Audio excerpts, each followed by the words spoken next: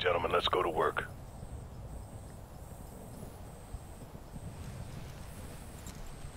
Hey guys, welcome to this sneak peek of the 10th mission of Ghost Recon Future Soldier. This time we're going to show you the mission we call Valiant Hammer. That's the very start of the mission. You will see that it's a kind of tribute for us to the previous Ghost Recon game. It's a very natural background, very natural feeling, where the ghosts are basically 4 guys versus a full army.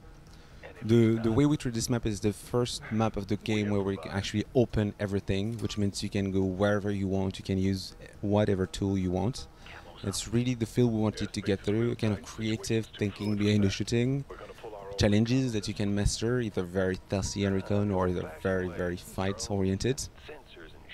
So the storyline here is based on the fact that loyal troops in Russia, where a coup has happened, you're going to try to help them, and you're going to try specifically to release a general from the pressure of an artillery nest. So as it's a Ghost Recon mission, a typical one, you'll be able to use the flying drone to scout the whole area, find the targets, determine who's the most dangerous, who's the closest, and that kind of stuff. But in Future Soldier, there is one thing that will help you move very easily, which is the optical camouflage. You can see that on the Ghost right now. It's very simple. Whenever the Ghost is crouched, moving slowly, not shooting, he's going to be camouflaged and it's going to be less visible. It's not invisibility, but it's a good way for you at something like 30-40 meters to be less visible.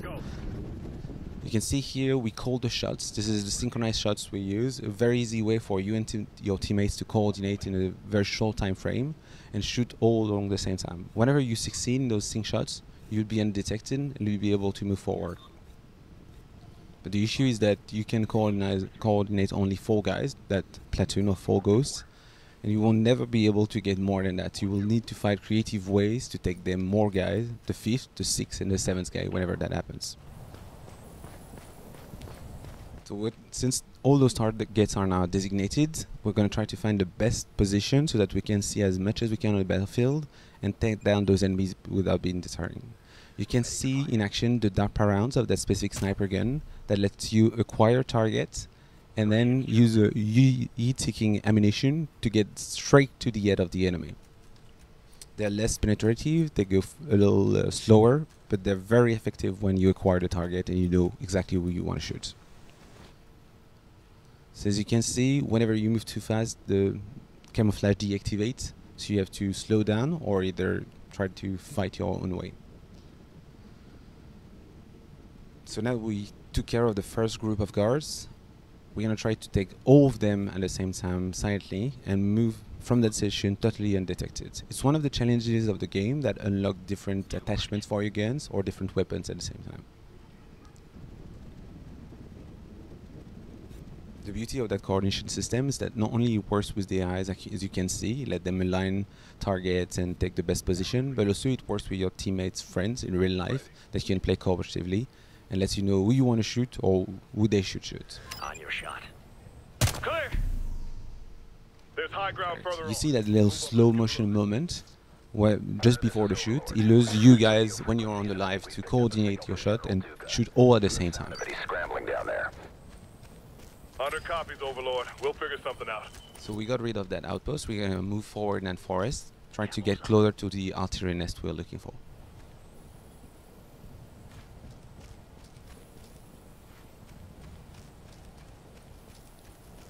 So that mission is at the second part of the game. It's much more open than the beginning. It's one of those specific moments when you can definitely use whatever tool you want to succeed. You could definitely go straight forward and just go all guns blazing. We're going to try to show you a more subtle approach if you want to. This place is packed with hostiles, and we're the ones doing the ambushing. I'm not loving these odds. Roger that. Drone might even them up a little. So we're using the cover swap again, that feature that allows you to move very safely from one cover to the other just by pressing a single button. And you can see in the sky the augmented reality just showing you the macro objective of the mission, where you want to head and what's the big deal here.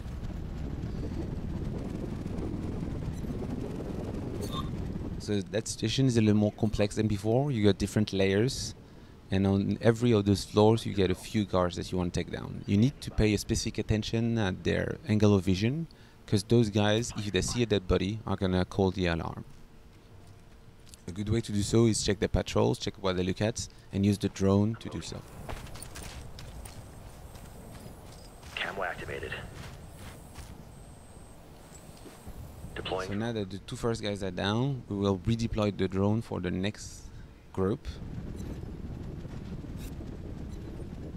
and designate specific target for your teammates. Okay, there are 5. We're only 4. We need to find a creative solution to take them down all at the same time. On your call.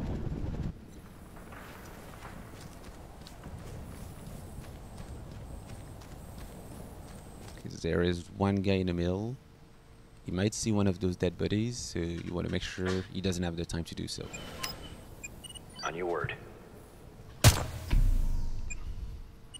The thing you can do is shoot during that slow motion time frame, as we just did, and so that we took down 5 guys at the same time and go still undetected.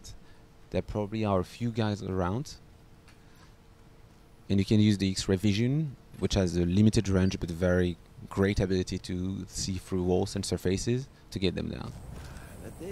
Flash going out. So we're gonna use a flashbang to surprise them a little. We're detected, but we stunned them. They didn't have even the time to react.